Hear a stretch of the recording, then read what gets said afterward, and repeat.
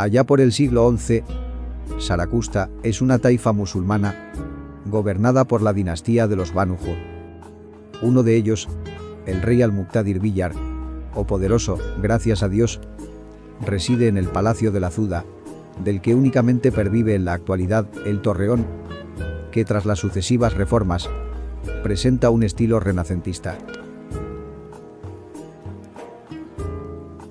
Este rey construye a las afueras de la ciudad su residencia de verano, conocida como Palacio de la Alegría o Casa del Regocijo, siendo, con la Alhambra de Granada y la Mezquita de Córdoba, los ejemplos más relevantes del arte hispano-musulmán.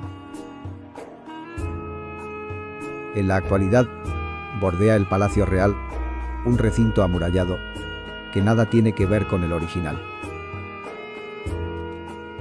De hecho, en la restauración, se han preservado dos torreones neogóticos del siglo XIX. La Torre del Trovador es la más antigua del conjunto y escenario de muchas historias. En ella sitúa Antonio García Gutiérrez su obra dramática El Trovador, sobrenombre con el que es conocido el doncel Manrique, quien tras raptar a su amada Leonor, es encarcelado en dicha atalaya. En estos aciagos acontecimientos se inspira la ópera de Giuseppe Verdi, Il Trovatore. Y según nos cuenta Miguel de Cervantes, de esta misma torre escapa Melisendra, tras ser rescatada por el noble Gaiferos.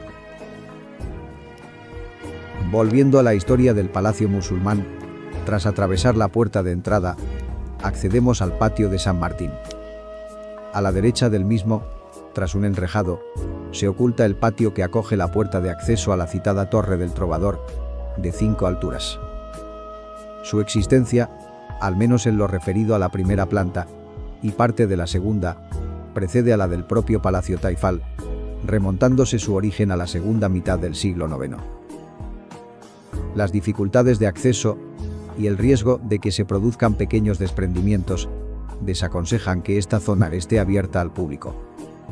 Los más de 4 metros de grosor de los muros de esta atalaya islámica permiten aventurar su carácter originariamente militar, aunque Al-Muqtadir, al integrarla en el conjunto palaciego, también utiliza la terraza como observatorio astronómico. Tras atravesar la puerta de entrada, nos internamos en la primera planta, dividida en 2 naves y 6 tramos, mediante 2 pilares cruciformes, de los que nacen arcos de herradura.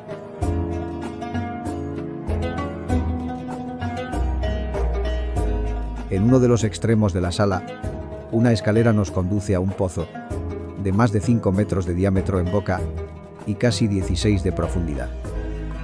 Su base alcanza el nivel freático del Ebro, asegurando que el palacio disponga de una fuente permanente y abundante de agua limpia.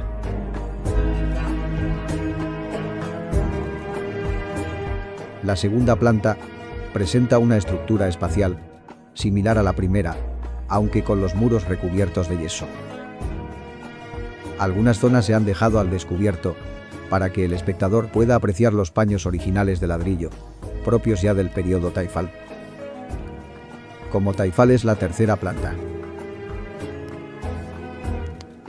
Los 2 últimos pisos son de época mudéjar, y a ellos retornaremos cuando volvamos a hablar del uso que se le da a la torre en otros momentos históricos. Volvemos nuevamente al patio de San Martín, para llegar, a través de él, a la galería norte del Palacio Musulmán, la más notable del mismo. Toda ella se adorna de unas delicadas arquerías, en las que el humilde yeso traza serpenteantes curvaturas, que nacidas en la techumbre, descienden a la búsqueda de las columnas de alabastro y mármol que la sustentan.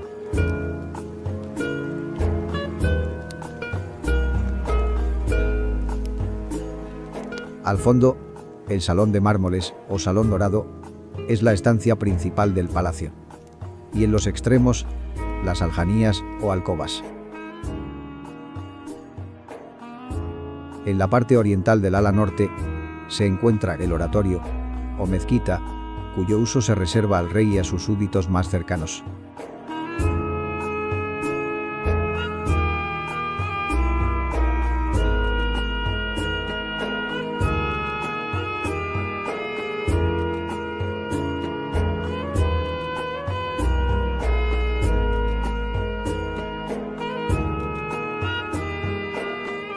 jardín, de trazado rectangular, separa la galería norte de la galería sur, de la que nada de su diseño original ha pervivido.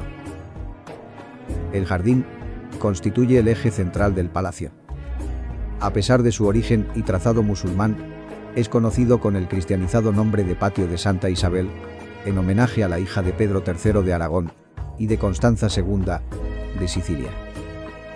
Con la conquista de Zaragoza, en 1118, por Alfonso I el Batallador, la ciudad pasa a manos cristianas, y con ella el Palacio de la Aljafería, que sufre profundas modificaciones para adaptarse a los nuevos tiempos.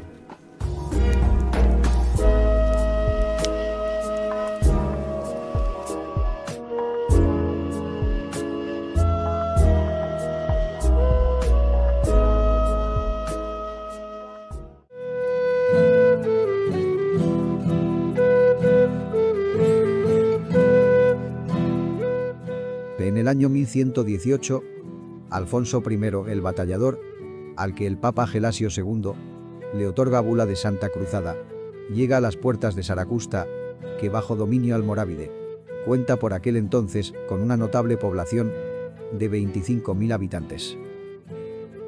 Con un ejército integrado por caballeros castellanos, catalanes, navarros y franceses, entre los que destaca Gastón de Bearn, el 18 de diciembre, tras 7 meses de asedio, toma la ciudad, ocupando inmediatamente los 2 edificios más representativos del poder islámico: los palacios de la Zuda y de la Aljafería. Este último palacio sufre con el discurrir de los años sucesivas reformas y ampliaciones, siendo las más importantes las que se llevan a término en el siglo XIV, bajo el reinado de Pedro IV el Ceremonioso. Se financian a costa de imponer severos gravámenes a judíos y mudéjares y con la incautación de los bienes de los condenados a muerte. El nuevo espacio, que se va configurando a lo largo de más de 3 siglos, se ha venido a llamar Palacio Mudéjar o Palacio de Pedro IV, ubicándose fundamentalmente en la zona norte del conjunto arquitectónico, aunque algunas de sus dependencias se sacrifican con la construcción del edificio de los Reyes Católicos y con las intervenciones cuartelarias posteriores. Testimonio de las reformas que se realizan, también en el Palacio Islámico, son los restos de un friso medieval relativo a Jaufre, uno de los caballeros de la Mesa Redonda a los que se refiere la leyenda artúrica. El mismo puede visualizarse en uno de los muros del Salón de los Mármoles. Tal y como se ha señalado con anterioridad, es Pedro IV quien acomete un auténtico plan de reconstrucción integral del conjunto palaciego. Su primer contacto con la ciudad se produce en 1336, con ocasión de la celebración de las exequias de Alfonso IV y de su inmediata coronación en la Seo, a la que le siguen fastuosas celebraciones en la Aljafería. El nuevo rey, que carece de cualidades guerreras, es un genio en materia diplomática, lo que le convierte en un magnífico gobernante que utiliza la Aljafería como símbolo del nuevo modelo de gobierno que instaura. Acomete la reconstrucción de la capilla de San Martín, a la que se accede desde el patio del mismo nombre. El templo, que sufre múltiples transformaciones a lo largo de los siglos, es de planta rectangular, con 2 columnas centrales, sobre las que descansan los arcos de las bóvedas. En la actualidad, se utiliza como biblioteca y como centro de documentación de las Cortes de Aragón. También acoge, en depósito, la biblioteca del fallecido poeta y político aragonés, Emilio Gastón, que cuenta con casi 4.000 volúmenes, algunos de ellos de comienzos del siglo XVIII. Por iniciativa de Pedro IV, se levanta igualmente la capilla de San Jorge, en la galería sur del antiguo Palacio Musulmán. El templo acoge en 1399 el Santo Grial, que es traído desde San Juan de la Peña, por mandato del rey Martín I el Humano, permaneciendo en esta iglesia durante décadas. En 1867, esta capilla es demolida, para llevar a término remodelaciones cuartelarias. Con el propósito de que sobreviva algo a este terrible atentado cultural, algunos de los arcos del pórtico meridional se reparten entre el Museo Provincial de Zaragoza y el Museo Arqueológico Nacional. Hoy, ese espacio lo ocupa el denominado Salón San Jorge, cuyo interior acoge 2 de esos arcos, que los cede el Arqueológico Nacional durante la Expo de 2008 para disfrute de los visitantes. Concluido el evento, el museo ha reclamado su retorno a las instalaciones madrileñas, demanda que ha sido desoída por las autoridades aragonesas. Contiguo a la pared norte del Salón Dorado, se extiende el Salón de Recepciones del Rey Pedro IV. Una amplia estancia rectangular de unos 100 metros cuadrados de superficie y altura considerable. Una de sus paredes son los sillares del primer piso de la Torre del Trovador. Otra de las denominaciones que recibe es la de Sala del Aljibe, por cuanto desde ella puede visualizarse la boca del pozo que abastece de agua al edificio. El elemento más significativo de este espacio es el alfarje que apoya sobre 9 imponentes vigas unidas entre sí transversalmente por tirantes.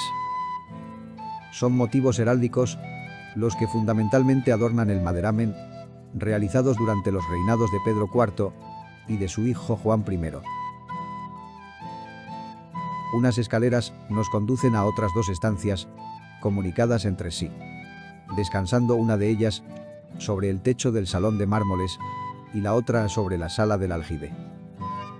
La que comunica con el exterior tiene unas dimensiones de casi 130 metros cuadrados y se cree que pudo ser utilizada como sala de audiencias. Todavía se conserva un fragmento del friso que pudo bordear todas las paredes de la habitación. El techo de madera tipo alfarje es el elemento más interesante de este espacio, al igual que el de la sala contigua, de menores dimensiones, que se utiliza en la actualidad como espacio expositivo. Mediante una puerta abierta en la supuesta sala de audiencias, el visitante accede a la planta tercera de la Torre del Trovador, que a su vez comunica con las plantas cuarta y quinta, que se levantan durante el reinado de Pedro IV. Tras ascender por unas empinadas y estrechas escaleras que conducen, atravesando un angosto pasillo, a una diminuta puerta de madera, de 2 hojas, se llega a la denominada alcoba de Santa Isabel. Se trata de una pequeña habitación, de factura cuadrangular, levantada sobre el techo de la mezquita y que en la actualidad no está abierta al público. El techo presenta forma de cúpula octogonal, de madera sobre trompas. De época de Jaime II, se supone con poco rigor científico que en ella nace el 4 de enero de 1271, la infanta Isabel, hija de Pedro III de Aragón y de Constanza de Nápoles.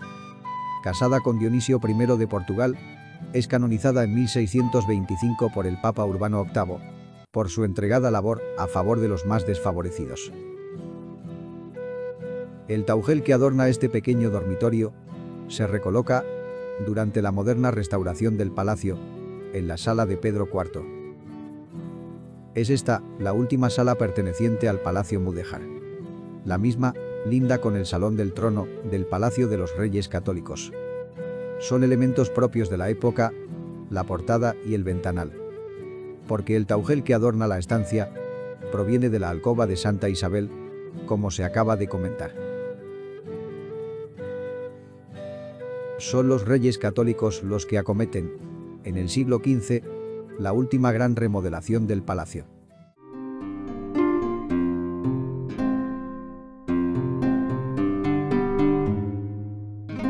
Los Reyes Católicos mandan edificar, en los últimos años del siglo XV, el palacio renacentista, que se levanta sobre el espacio que ocupa el ala norte del palacio musulmán. Como si con ello quisieran dejar testimonio de la primacía del mundo cristiano sobre el Islam. A pesar de lo cual, el rey Fernando encomienda la ejecución de las obras a un buen número de maestros mudéjares, algunos de los cuales son enviados posteriormente a la Alhambra de Granada. Aunque no es el recorrido establecido para el visitante, para hacernos una idea de la grandiosidad del nuevo palacio, optamos por acceder al mismo desde el lado este del patio de Santa Isabel, ascendiendo por una espectacular escalera, dividida en dos tramos e iluminada por grandes ventanales.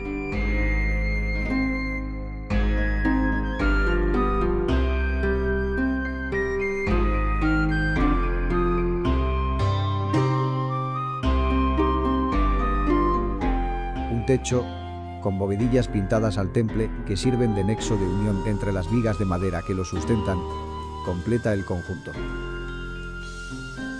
La escalera concluye en un descansillo, en el que perviven la puerta y la ventana de la sala de Pedro IV, de factura mudéjar. Finalizada la misma, atravesamos una larga galería que comunica por el costado izquierdo con los ventanales y con la puerta principal de acceso al Salón del Trono, y por la derecha con la balconada que asoma al patio de Santa Isabel. Concluye este pasillo con las denominadas salas de los pasos perdidos, que cumplen la función de servir de zona de espera a quienes aguardan el despacho real. Dos de ellas están abiertas a las visitas, destacando ambas por sus hermosos taujeres. En una de estas habitaciones puede verse la clausurada puerta de acceso a la conocida como alcoba de Santa Isabel. Otra de sus puertas comunica con el Salón del Trono, una habitación rectangular de unos 160 metros cuadrados de superficie, resultado de la unión de tres dependencias del Palacio Mudéjar que desaparecen. Frente a la desnudez de las paredes, dispuestas para ser adornadas con ricos tapices, destaca el impresionante artesonado del techo, tallado y con abundante profusión de dorados. El conjunto se distribuye en 30 casetones, con octógonos en su interior, que acogen florones centrales, de los que cuelgan grandes piñas, símbolo de la fecundidad y de lo eterno. Destacan también, como elemento decorativo, el iugo y las flechas, símbolo distintivo de los reyes católicos. Bajo el artesonado, perfectamente integrada en él, discurre una galería practicable, que bordea toda la habitación, y que descansa sobre un friso adornado con elementos vegetales y animales mitológicos, y con una leyenda de trazos góticos, en la que se deja constancia de las dignidades y virtudes de Fernando e Isabel, y de la toma de Granada, acontecida en 1492. En una de las paredes del salón, dos puertas conducen a sendas habitaciones de reducido tamaño. Una de ellas, la denominada Sala de Santa Isabel.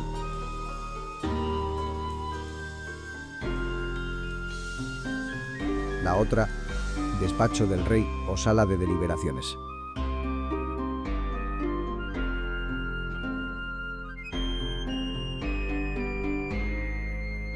Pero la aljafería no cumple únicamente funciones palaciegas. Dentro del proceso de unificación nacional y de imposición de una única fe en todos sus reinos, los reyes católicos instituyen en 1478 el Tribunal del Santo Oficio de la Inquisición, disponiendo el monarca, en 1485, que la cárcel y la sede de esta institución se ubiquen en el palacio, permaneciendo en él hasta 1706. En 1486, un año después de la muerte del inquisidor de Aragón Pedro de Arbués a manos de judíos y conversos, Tomás de Torquemada llega a Zaragoza para oficializar la instalación del Alto Tribunal, no siendo bien recibido por las autoridades locales, que ven peligrar sus fueros. Las dependencias de la Inquisición se ubican en el entorno del patio de San Martín, y se cree que el gran salón mudéjar, del piso superior, se utiliza para celebrar aquellos autos que, por su especial relevancia, atraen a un elevado número de asistentes. Las celdas se ubican principalmente en la Torre del Trovador. En las 4 últimas plantas se preservan los dibujos y textos que dejan los involuntarios inquilinos de sus calabozos, encarcelados allí, a lo largo de los siglos, por cuestiones de fe o por delitos comunes o políticos. Un hecho de especial relevancia histórica nacional altera dramáticamente el futuro del palacio. Tras el conflicto surgido entre el monarca Felipe II y su secretario Antonio Pérez, a causa de conspiraciones palaciegas, Este último es detenido y encarcelado por orden del rey. Vestido de mujer, escapa de la prisión madrileña. Llegado a Zaragoza, es encarcelado en la cárcel de la ciudad, ya que amparándose en su ascendencia aragonesa, se acoge al fuero del reino.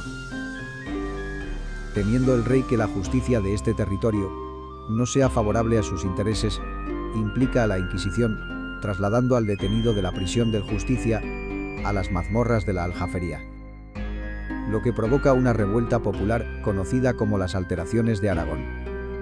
Fruto de ellas, el secretario del monarca es puesto nuevamente bajo el amparo del Justicia. Indignado, Felipe II envía tropas a Zaragoza. El Justicia Juan de Lanuza es detenido y ejecutado. Tras estos dramáticos acontecimientos, el rey ordena en 1593 reforzar las defensas del castillo, iniciándose así la decadencia del mismo, que a partir de entonces pasa a tener cometidos militares. Carlos III, en la segunda mitad del siglo XVIII, somete al edificio a uno de los más siniestros atropellos, acordando incluso la desaparición de los torreones islámicos.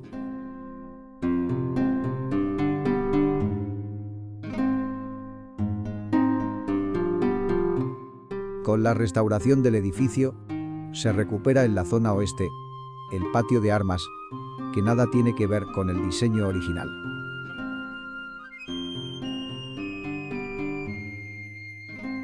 Durante la Guerra de la Independencia, el 24 de mayo de 1808, los zaragozanos inician su epopeya frente al invasor, haciéndose con el arsenal del castillo, que consta de 65 piezas de artillería y 25.000 fusiles. Y es en ese mismo escenario donde el 22 de febrero de 1809 deponen las armas ante el victorioso ejército báltico. En el exterior de sus muros se libran sangrientas batallas. Y en el interior de los mismos son encarcelados españoles y franceses alternativamente.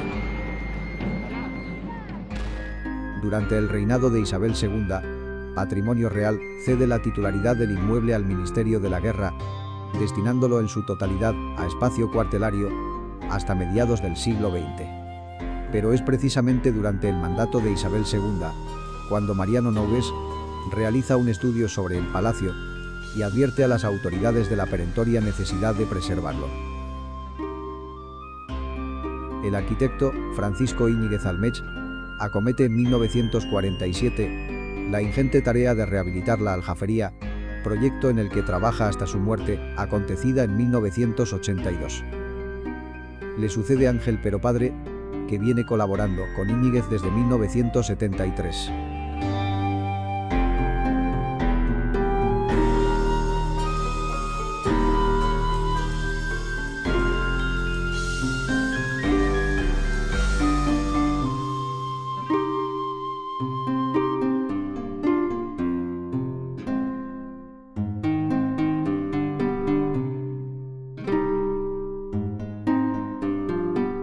En 1980, tras la denominada Operación Cuarteles, el ayuntamiento adquiere la propiedad del edificio, cediendo en 1984 el tercio oriental para que se instalen en el mismo las Cortes de Aragón.